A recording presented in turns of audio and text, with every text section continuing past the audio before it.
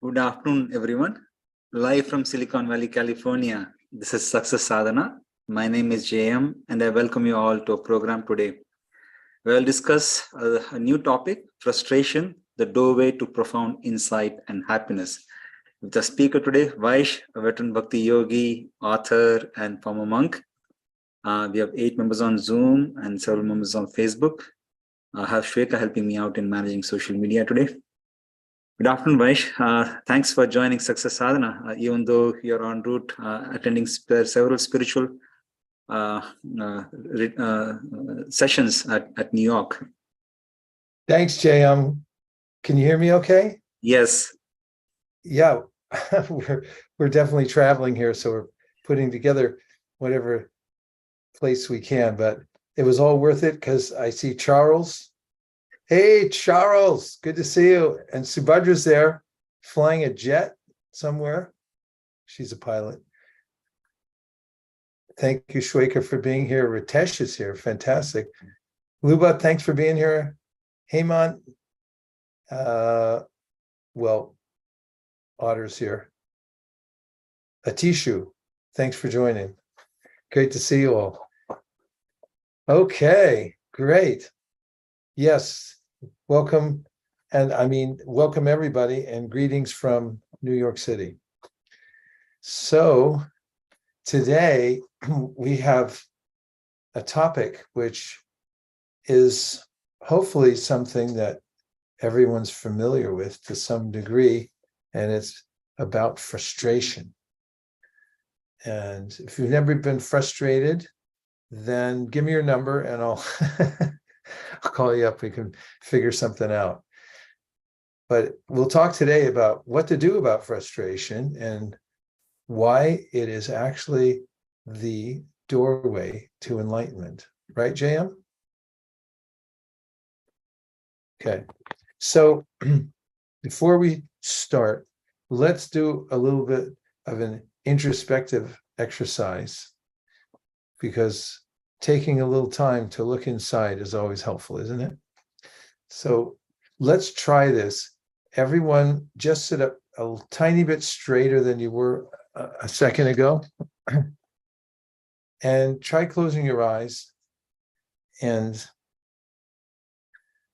fix your mind on your breath. And I'm going to give a little drone in the background, best I can, from my traveling keyboard.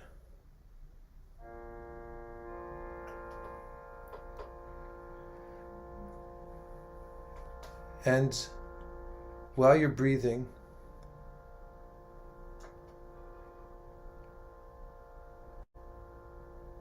mentally say out when you exhale, and mentally say in when you inhale.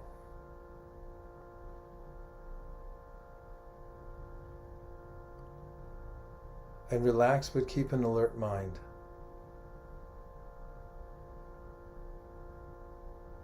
Let any of the to-dos on your list just drop off. No one can finish their to-do list. It's always a work in progress, so take permission, just let it all go. Don't be a human doing, be a human being. Just for a moment, just for now. And appreciate the fact that you're alive.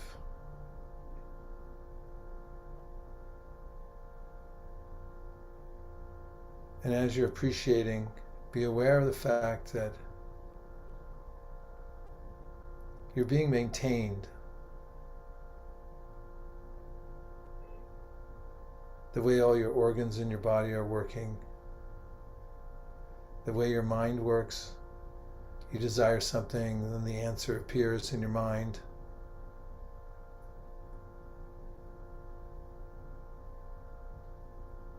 We have variety, we have colors, tastes, smells. It's an unlimited world we live in of variety, beauty.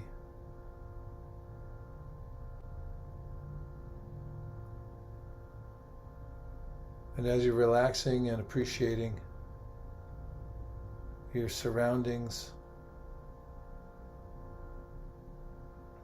Think of a time when you felt frustrated.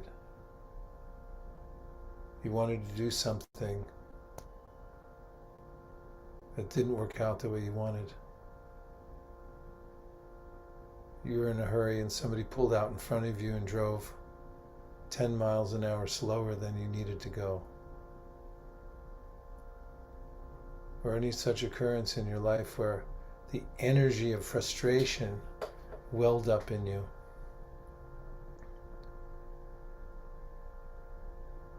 If you can recall that, or the feeling at least, even if it's not an incident, then just notice that frustration is a kind of energy. Fills up your heart, fills up your stomach, fills up your throat, fills up your brain. You feel a little helpless, a little angry. It's a mixture of several emotions. And create a little separation between you and that energy and just watch it and let it dissipate.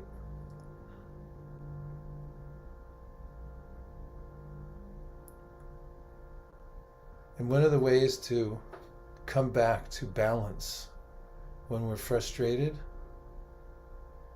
is to remember we're not our body, we're not our mind, we're transcendental. As consciousness, we're a superior energy to the body and the mind.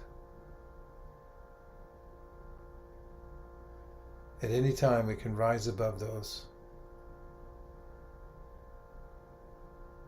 And one of the ways is through the mantra. Man means mind and tra means to deliver.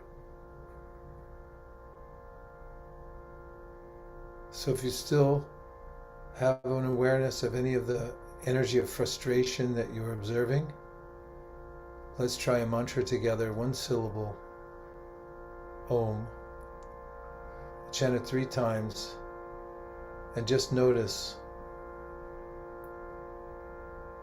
how it brings you back to balance. You can sing it with me behind muted mics.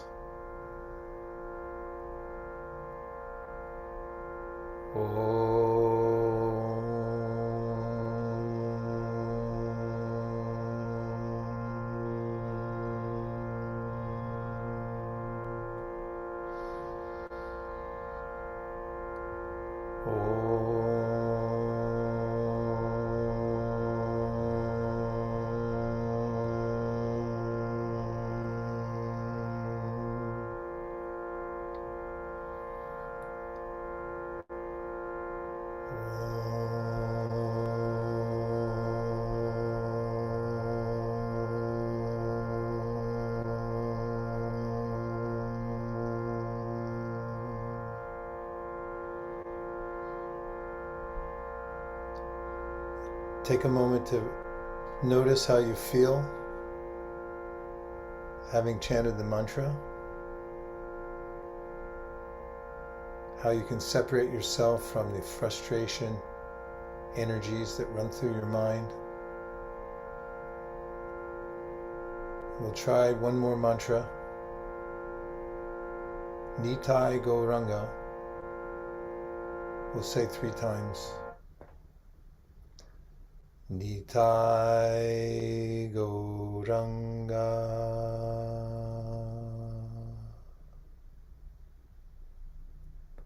Nitai Gauranga.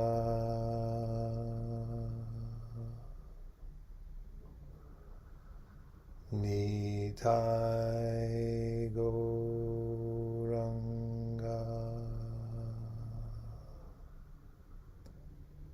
Now bring your awareness back to your breath.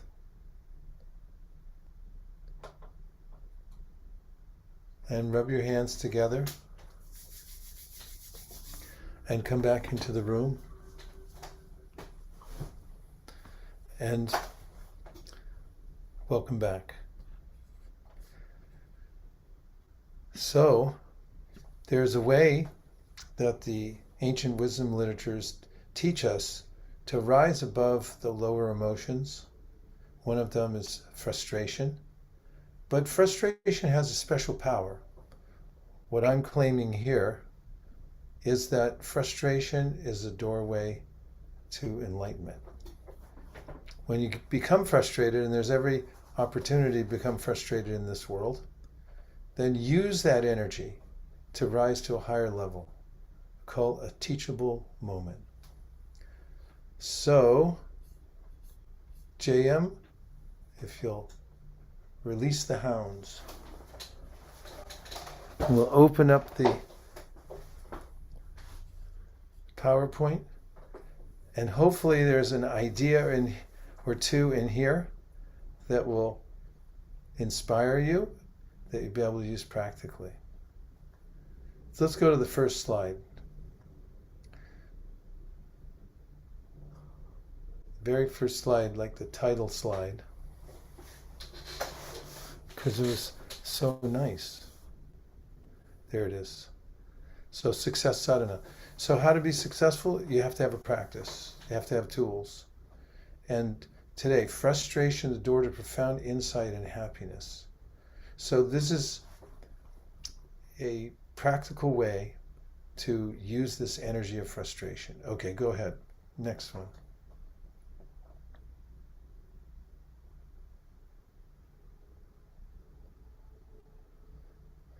So a doorway. Doorways are mentioned quite a bit in the ancient wisdom literatures. For instance, there's a verse that says that the doorway to enlightenment is by association with people who are high-minded. That's a place where it's mentioned. Door in Sanskrit is dwar.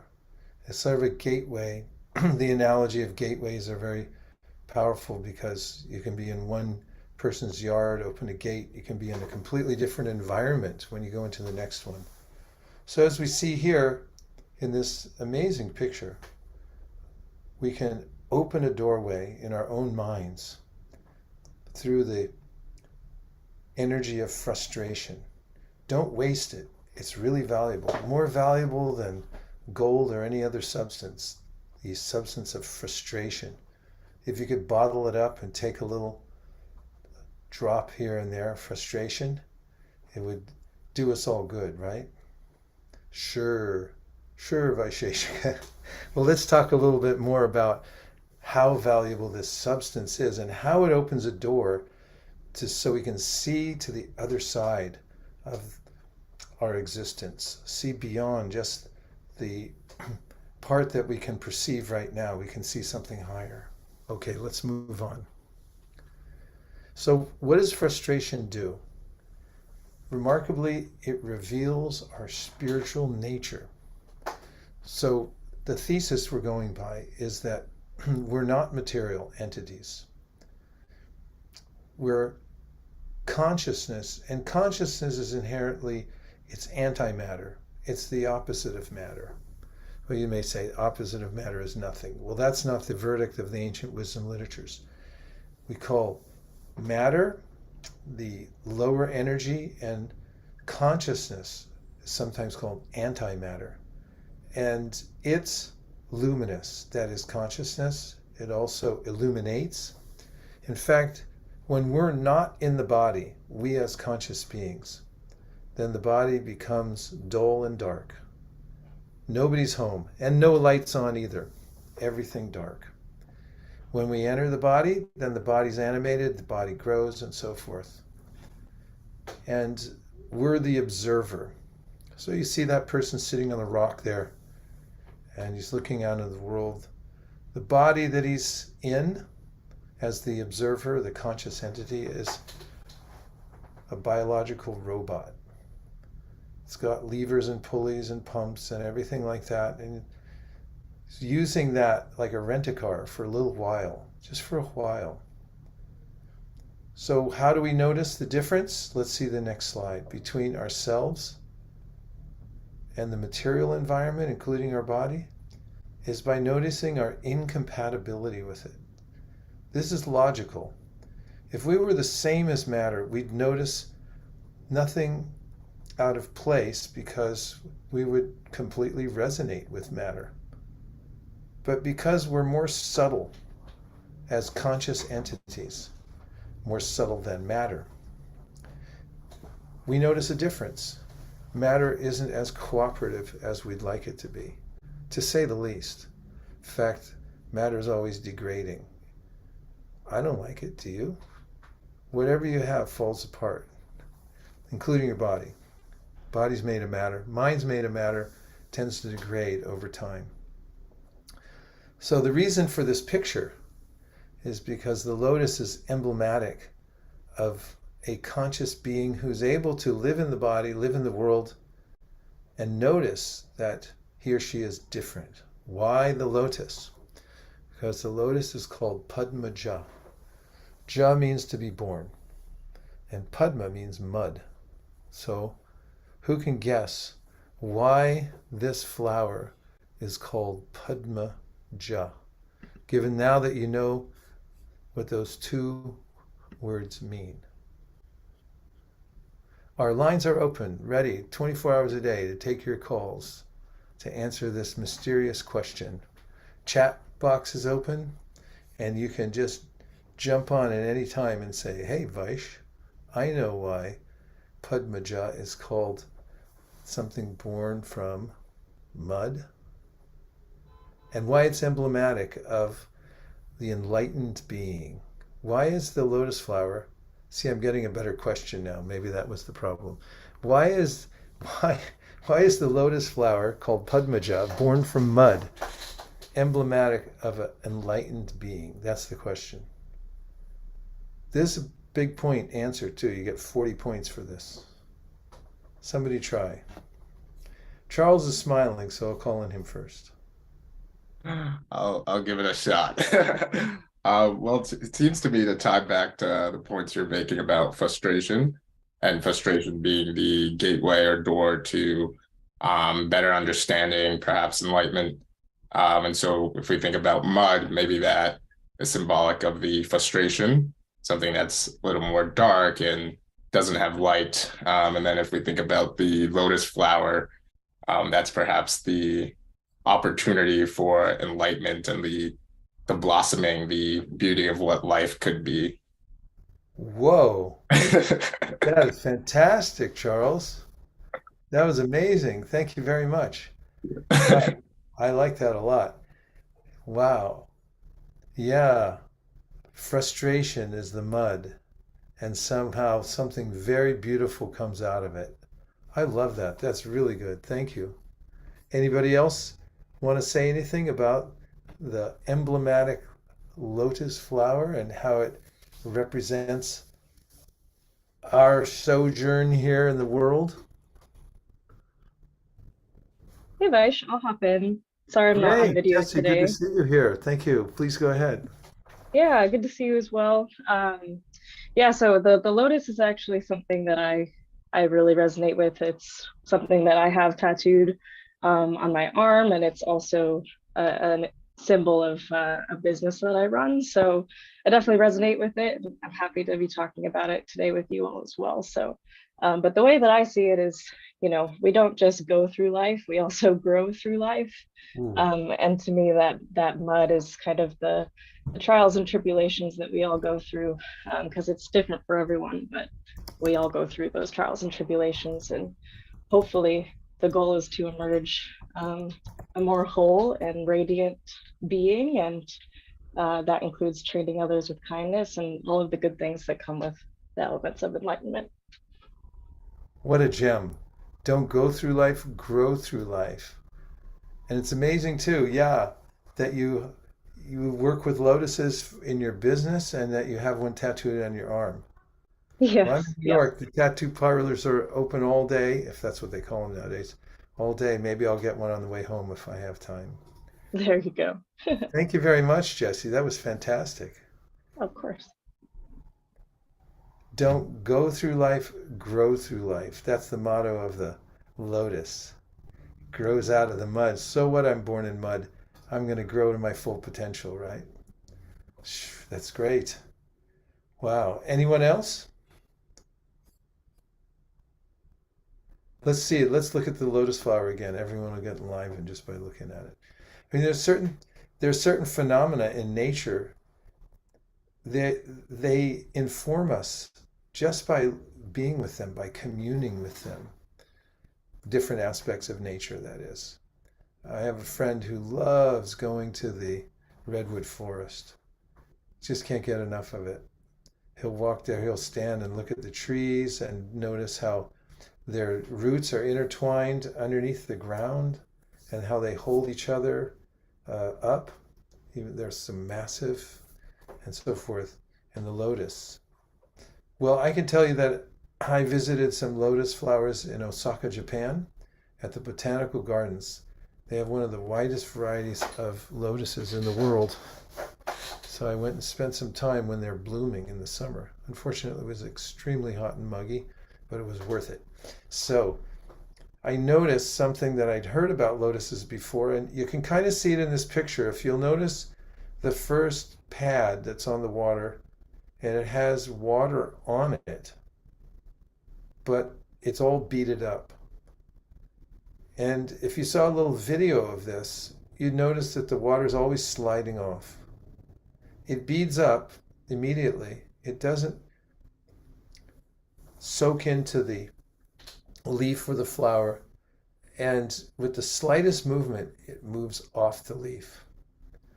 So this is one of the characteristics of the lotus, is that it is impervious to moisture, even though it lives in it. And obviously, it didn't get besmirched by the mud. It grew out of that, and now it lives on its own.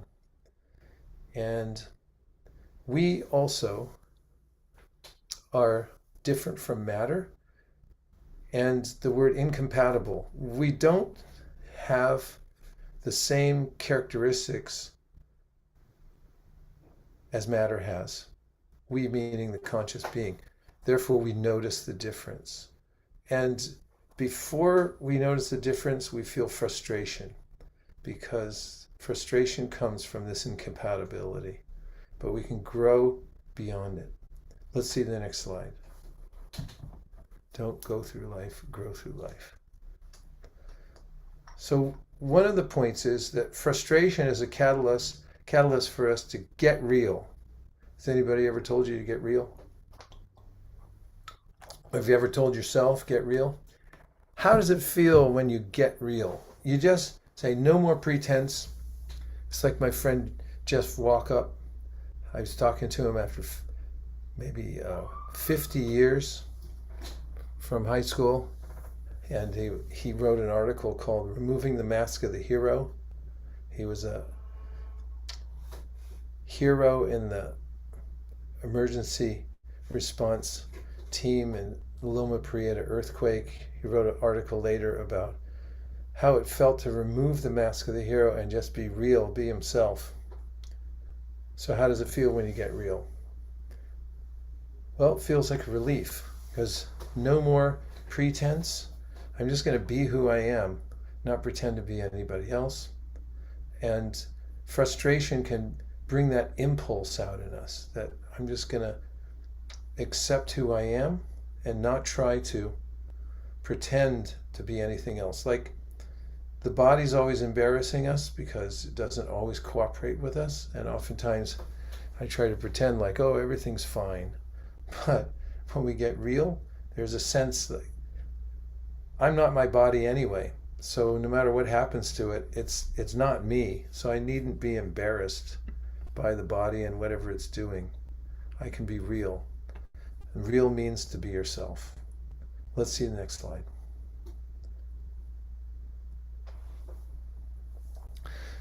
So what we call frustration is a teachable moment. Teachable moment. We don't get unlimited teachable moments unless we're extremely astute. But they come to us often in the form of frustration. And rather than wasting that opportunity, there's a way to take advantage of the frustration energy and transform it into something valuable. So in the Bhagavad Gita, Krishna speaks about the way to navigate the world so that you don't become overwhelmed and forget who you are. And a translation of what he says, the general principles that he talks about, is to be methodical but dispassionate. That means you have to go on with your duty, even if you're frustrated in it, but be dispassionate, because ultimately we're not the controllers. We can't control every outcome. And if we're expected to do something, you can remember, do everything that you're supposed to do, but don't be attached to the result. And that's another lesson that's given in the Bhagavad Gita about the lotus. And that is that if you're dispassionate, that is, you do your duty even though it's frustrating, but you don't get attached to the result. That is, you don't try to claim the result, that I'm the doer, I deserve credit. As an American president once said, it's amazing how much you can get done when you don't care who gets the credit. And it's same throughout life. Any endeavor we're doing, if we renounce the result, don't try to claim it, but still do your duty. That means being methodical, but dispassionate. I'm not holding on to it. So in the Gita, that is the Bhagavad Gita, Krishna says, a person who lives like that never gets soaked by the material world. It doesn't soak in. It's just like the lotus flower where the water is impervious. Or you're impervious to water, that is, and it beads up and it runs right off of you. Okay, Jam, let's come back into the Zoom room just for a second. So, I'm the only one who wrote in the chat so far. Let's hear a couple of reflections, either in the chat or you can just speak up. Anything that you heard so far, or the impression from the very beginning, anything you're feeling, thinking, hearing, that you can report back. We do have few reflections from Facebook. Okay, we got to dig deep today because Facebook, we're grabbing from Facebook now. Go ahead.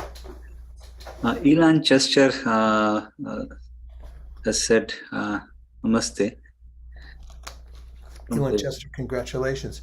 He just won an award in South America, Lifetime Achievement Award. Let me look it up. He won an award for Latin Songwriters Hall of Fame. He was just inducted recently. He's a famous singer. Thanks for being there. Good to hear from you. Okay. And we have Bhaktin Rafaela who said, I think it's reflecting to what does lotus mean. The soul is in the body like the lotus is in the mud, and both are different and untouched by matter. As the lotus remains clean, the soul only apparently mixes with matter, but it's the spirit and matter, and spirit are like oil and water, they don't mix. Wow. Another nicely rendered metaphor. Fantastic, Rafaela. Thank you very much. Boy, I can't get enough of the lotus flower analogies. They're really good. Thank you. Yeah, Oh, look it. We've got we stirred up some chats here. Go ahead, Yeah. Jan. Subhadra from her jet, she's typing and saying, consciousness is incompatible with matter. Yes, so incompatibility.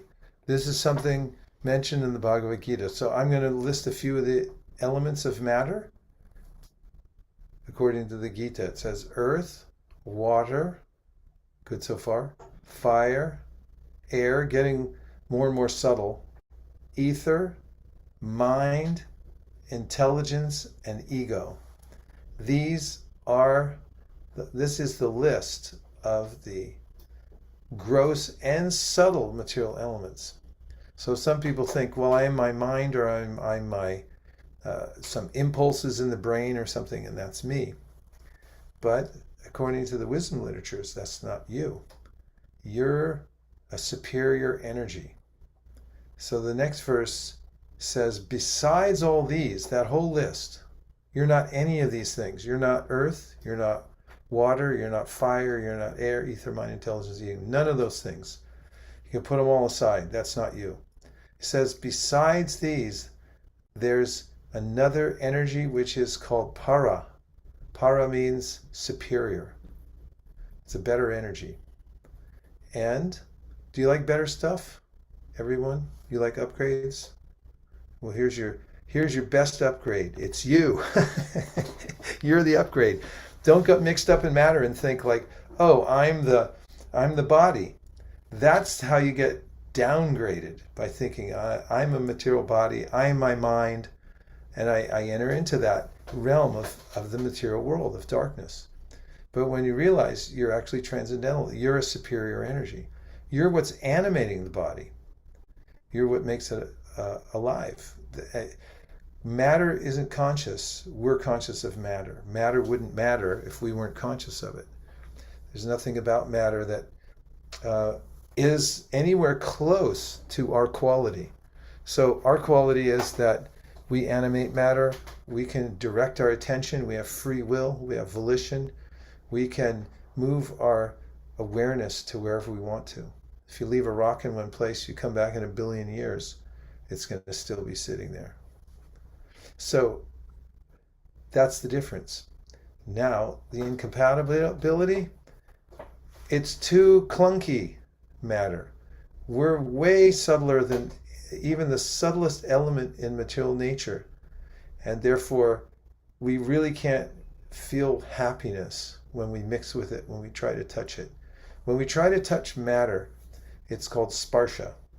And from sparsha, the interaction between us and matter, when I try to get some enjoyment, I just get more frustration by interacting with the material nature because it doesn't suit me in any way.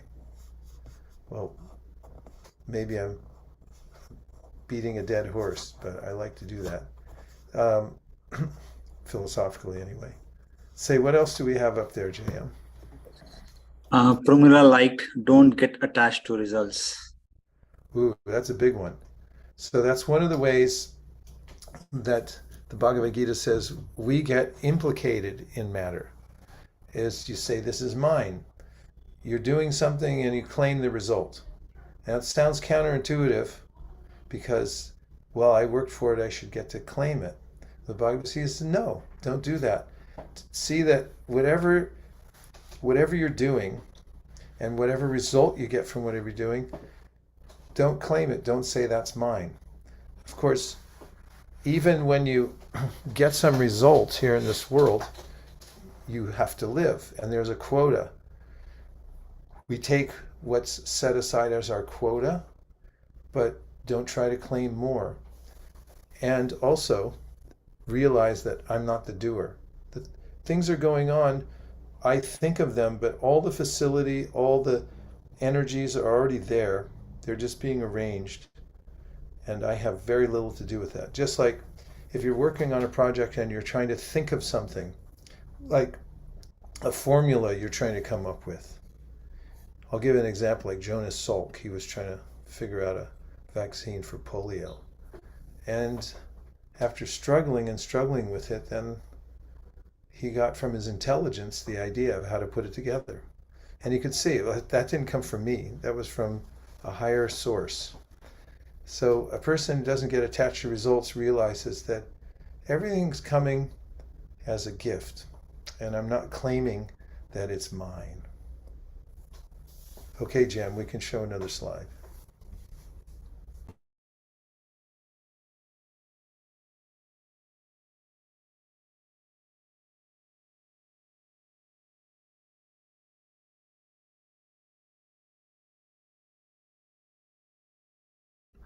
So one of the ways that we can take advantage of frustration is to be ready for it and to look for the lesson. It's really hard in the moment when I'm frustrated because I get overwhelmed by the energy of frustration. I just want to lash out or give up or whatever it may be. But if you ready yourself so that when a frustrating situation arises, that you have one of those, what are they called? Looking glasses? No, it's a magnifying glass. So you look into it really carefully, pull out your tool, a magnifying glass, looking for the lesson and say, what's the lesson in this? If you look at frustration, what can I learn from this? What is this meant to teach me? Then it's amazing how you can actually get a jewel from the midst of the morass that you feel that you're in because of the frustrating situation. So how to learn? Be ready to look for the lesson. And as soon as frustration comes, you can ask yourself, what's the lesson in this? What am I meant to learn from this? Okay, Jim, let's try another one. So one of the ways that, I mean, this is cliche, isn't it? To say everything happens for a reason. Has anybody ever told you that when something happened to you? Am I the only one? People said everything happens for a reason. Or you can tell yourself that. It's highly philosophical, isn't it? When something happens, name something that's happened to you where someone told you, well, everything happens for a reason. Come on, I want real life examples. Gayatri said a lot of times. Now, I was just going to say that's a lot of times that it is either told or I tell myself that it's really hard to recollect one incident. There's so many, right? Yeah, Wouldn't you say, Gayatri, it's quite philosophical for somebody? yeah, I mean, it's a very lofty thing to say, isn't it? yes, it is. I mean, we don't know what's coming in the future, so you do not know everything completely. Well, unless you keep telling yourself this, and you have to make yourself believe that uh, because you don't know what's in the future and how everything actually lines up. Like you were saying, I liked how I don't think I can rephrase what you said. Something higher is arranging things, you know? Yeah. Can you remember a time when you couldn't see what the lesson was, but when the smoke cleared, maybe in a few minutes or a few weeks or a few years, or Yeah. and then you said, oh, now I get why they happened. If this didn't happen, that would have happened, I right? wouldn't have learned a thing if I Yeah. went by that, or I would have been devastated if it went that way I had wished for at that moment. Yeah. Yeah. And then later you see it fit hand in glove. It came together. And so it's a highly philosophical thing to say. It's almost to the point of being a cliche because it's used so much. But if we take this phrase and we remember it, it's very much in line with the ancient wisdom teachings that see everything as happening for a reason, happening for a purpose. Wow, thanks, Gayatri. It's good stuff. All right, JM, let's see another one. These are tools we can actually use. We just have to do it consciously, and they become very helpful. JM, you're smiling. What do you got there? Yeah, Charles just posted a comment. The lesson of frustration. We are not the frustration itself, just experiencing it. Really like that. Wow. Yes. That's something that takes a little bit of practice to step back. It's called vairagya, that there's a sense that I'm the witness of what's happening and my life situation and things going on in it. I'm really not the subject. There's a difference between my life and my life situation. I'm my life, I'm the witness of it, but my life situation is going on, changing, just like in a dream. We can get caught up in some argument or some kind of worry, and then we wake up and we realize this was a concoction, right? So there's another way that the ancient sages and the ancient wisdom literatures talk about the world as bhava. Bhava means it's always changing. It's becoming something else right before our eyes, just like in a dream. Dream, it may happen more rapidly. And so the frustration energy, also, if we tolerate it, and this is something that Krishna says in the Bhagavad Gita, in a very famous verse, he says, Matra sparshasta konteya shitoshna sukadukada agama paino nityas tamstatikshashva bharata. He says, the heat and cold come, and they inconvenience us. Nobody likes to get up early in the morning when it's freezing cold, and nobody likes to cook in a hot kitchen when it's too hot. Of course, nowadays we have air conditioning, but there's ways we try to counteract, but there's always some kind of inconvenience, always, constantly. And so he says, if you learn to be titiksha, tolerant of these things, just let them come and go. Don't overreact to them. He says, tam satiksha shvabharata. This is the way to move through the world and realize that you're not part of it. Don't become overwrought by these various changes in the environment. Okay, let's try a couple more slides.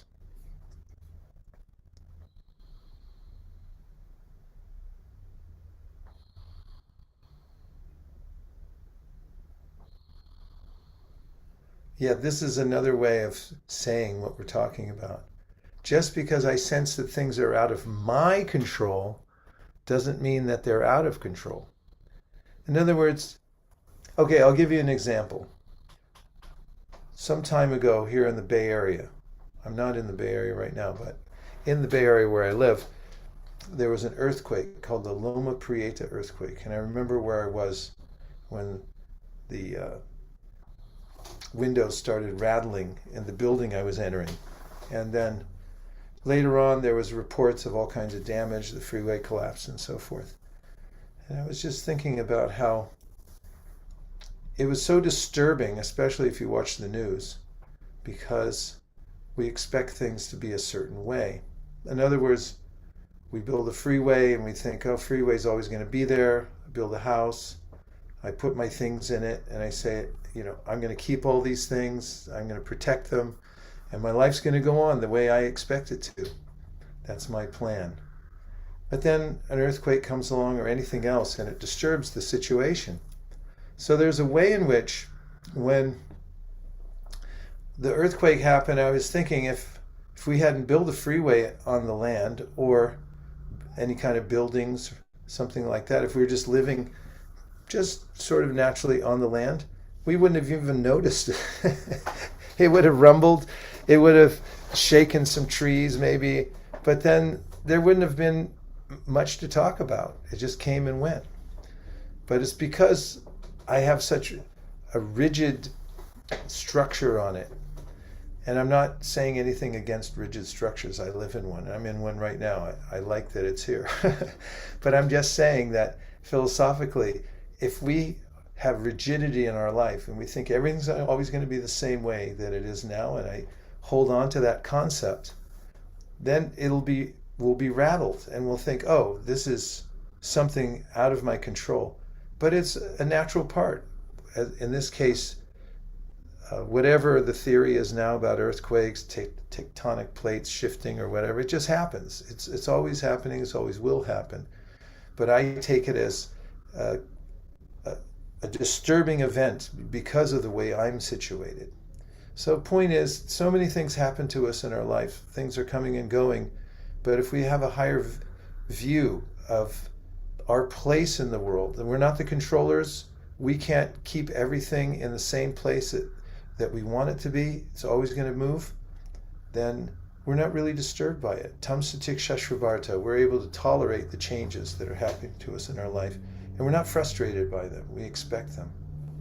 JM? I see a smile, so I don't know if we got another message somewhere, but... No, there are no messages. I was just getting Okay. it. Let's see the next slide. There's a few more points.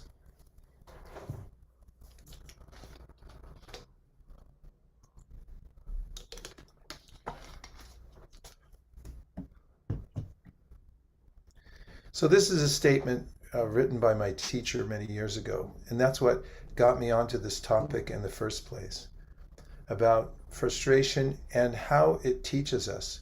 So he wrote as follows: the spiritual quality of the seer is manifest in our dissatisfaction with the limited state of materially conditioned existence. That is the difference between matter and spirit.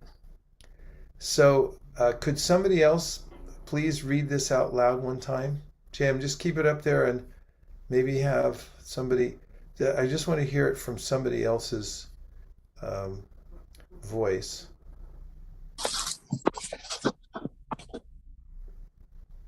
Is that a volunteer? Okay, Gayatri, go ahead. Oh, Pramila, were you going to read it?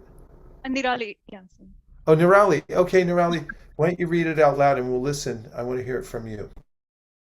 The spiritual quality of the seer is manifest in our dissatisfaction with the limited state of materially conditioned existence.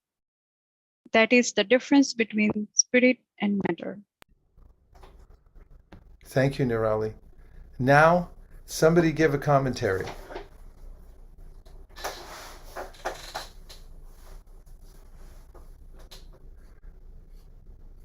Nirali, you want to give a little commentary?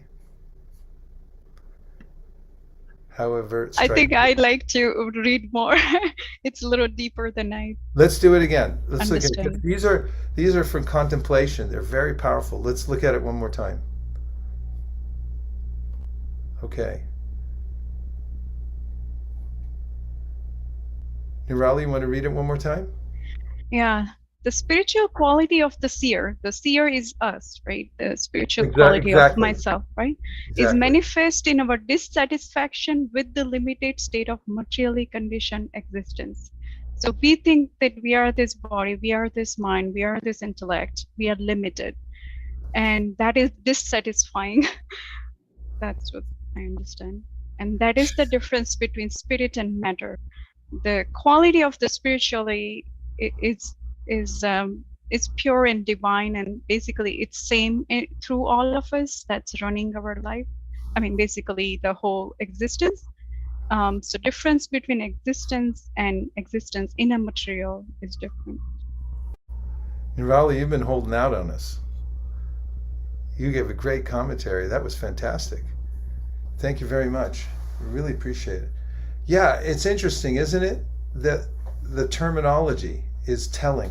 So seer, we're the seer. So it's used in the sense that we're watching it all take place. We're like, yeah, as said before, I mentioned this word before, it's shakshi. Shakshi means a witness. So we're bystanders. We're actually aloof from what's going on here. But I get caught up in it just the way I get caught up in a movie and I think, oh, I'm part of this and so forth. So yeah, put it up again, Jam. Let's just analyze a little more. So as Nirali was saying, she keyed in on the word seer. So the spiritual quality of the seer is manifest in what? In dissatisfaction. So if you feel yourself dissatisfied, which is the same as frustration, it's because we don't like the limitations of the world, the limited state of materially conditioned existence. Conditioning, it's like we get used to a lower quality. If you've ever had that happen and then you get a higher quality and it's like, what have I been wasting my time with this low quality stuff? I mean, people get conditioned. It's easy to get conditioned. Like there's a phenomena where people who are incarcerated, they get used to being in jail. And after some time, they'd prefer to be in that situation.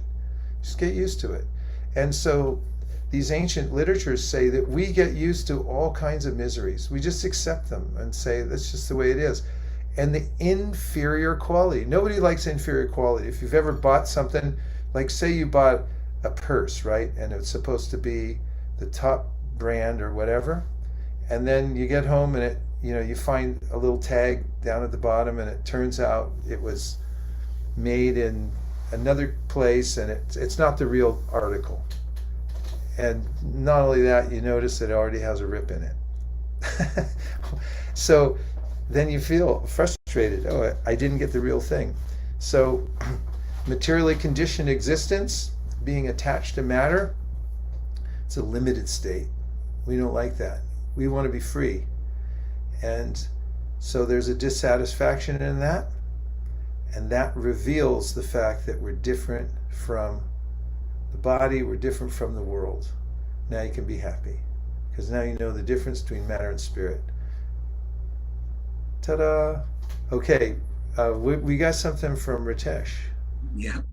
Ritesh posted, our body is matter, which is limited, and our soul is spirit, which is limitless.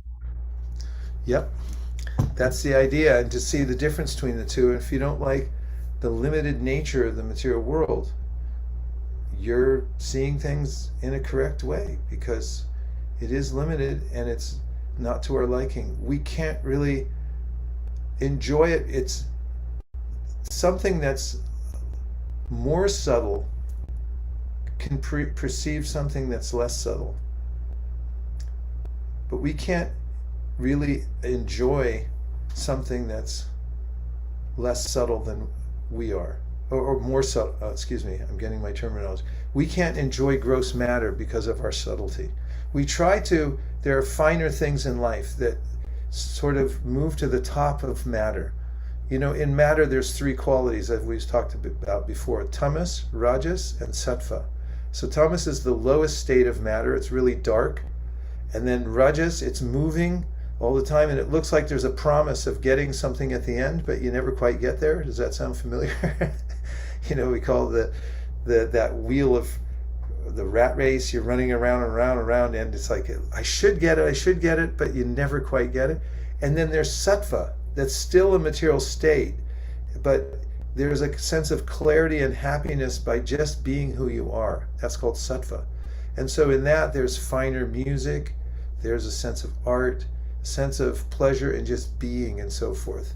And this is moving into sattva gun. But then there's a state beyond all the three modes of nature, which is called shuddha sattva, which is pure enjoyment for the soul. We can't enjoy on these lower stages of the material nature.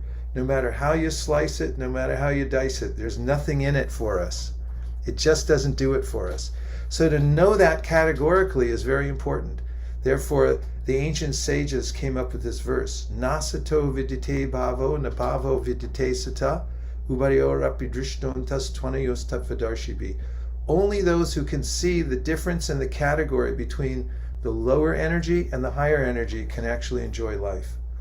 Because if you get faked out and you try to keep enjoying the lower energy, you'll always be frustrated from time to time, or constantly. So we have a couple more slides, and it's amazing. Somehow today the time is expanding. We get more time. I usually run out.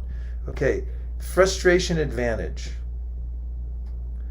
That could be the name of your thesis paper for your PhD. From instances of frustration arise teachable moments, valuable and rare opportunities for enlightened questions and insights. We'll go to the next slide. Insights that lead to adjustments. My body, mind, and the world around me are constantly in flux. True or false? If it's true, give me a thumbs up. My body, mind, and the world around me are constantly in flux. Yep. Next one is, it's not easy to get things in this world, and when I do get them, I lose them sooner or later. True or false? You're going to get 1,600 on your SATs for this. Okay. True. These are what they have, right? They have in the SAT nowadays. What did you say, Nirali? Yes, that's true. Okay, next one. Just as misery comes unsought, so does happiness. Therefore, there's no need to try so hard for happiness. Think about that for a second before you answer, but I'm going to read it again, and then you can give a true or false. True means thumbs up. Just as misery comes unsought. First of all, let's just analyze that clause. Does misery come unsought, or do you pray for it every day? Comes free of charge, right? So does happiness. So this is the claim of the Srimad Bhagavatam. It says, just notice, you don't ask for misery, but it comes anyway. It's like, that's the last thing you want. And so does happiness. When you're least expecting it, there's a ledger, and you're always going to get a certain amount of misery and happiness on the material ledger. Therefore, there's no need to try so hard for happiness. That means material happiness. Okay, I got one thumbs up from Nirali, and everyone else still thinking about it. Subhadra, even though she's flying a jet plane, she gave a thumbs up. And we've got Manu gave thumbs up, Charles gave thumbs up. Okay? It's a democracy, everybody. We got to vote here. All right. Hey, we got something else from Gayatri. Could you read it? No, I was just wondering, you were mentioning earlier, about tamas, rajas, and sattva. I've been thinking like they say whatever you take, it affects how you function, like be it a thought or the food you eat, right? So I was trying to understand, does food affect how we function or our thoughts or personality? Like I know Yeah. there are some schools of thought that prefer one kind of food over another, avoid So many, some right? food. Yeah, I mean, yeah. everybody's got a formula. If you go on YouTube, everyone will tell you to do a different kind of diet. But yeah, I mean, going to the ancient wisdom literatures, like Bhagavad Gita, it says that there's a profound difference in your consciousness concerning the kinds of foods that we eat. And so, it is one of the main ways that we're affected, not just in body and mind, but also in spirit. So diet's a big deal. So it's one of the things that we have control over. It's not easy, but if you're deliberate about it and you adjust your diet, you can see it makes a difference in your body for sure. In your mind, absolutely.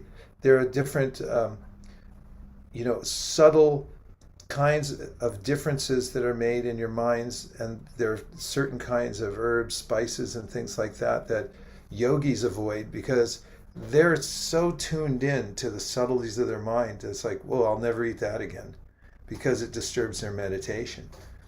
But then when it gets to the level of the soul, there's definitely evidence throughout the ancient wisdom literatures that on a spiritual level it makes a difference too. So there's a case for spiritualizing your eating also. Not just it's healthy, but also making it spiritual eating. It's called a karma-free diet. There's a famous cookbook, sold millions of copies, and it's called The Higher Taste, and it's called a karma-free diet. So yeah, it talks about how to spiritualize your eating. Good question, very practical. Okay, Jam, I got a couple more slides left. Thank you.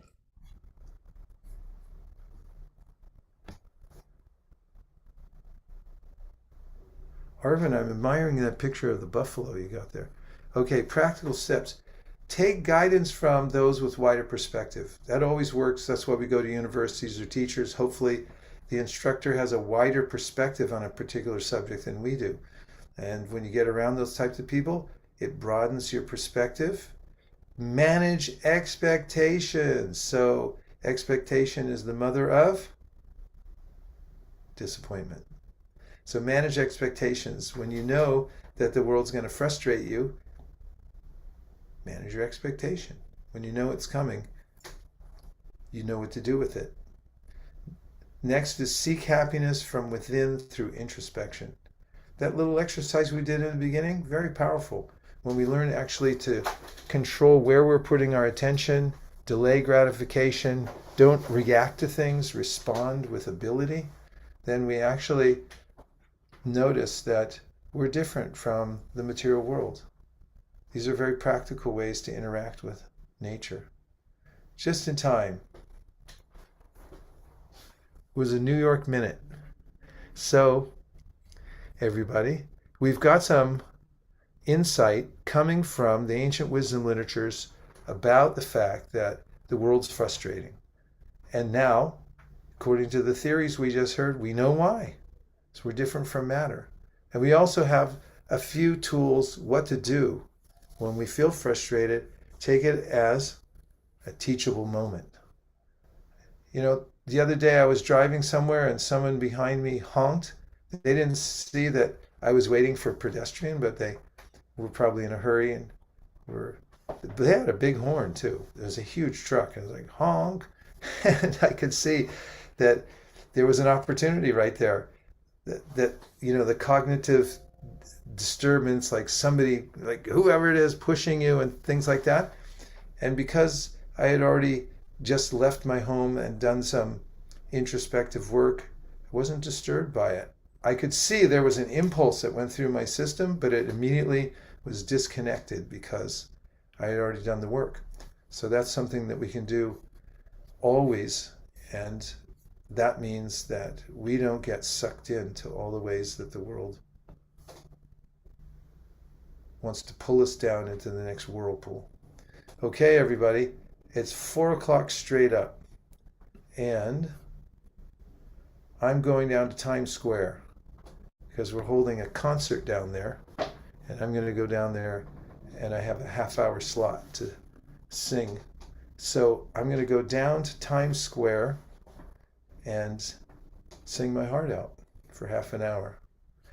And I'm going to miss you all. And I'm really touched that you came today. I think we gave everyone late notice because I'm on the road and I wasn't even sure what my schedule was when I got here to New York. So I apologize for letting you know at last minute, but I really appreciate that you showed up and so many good questions and insights.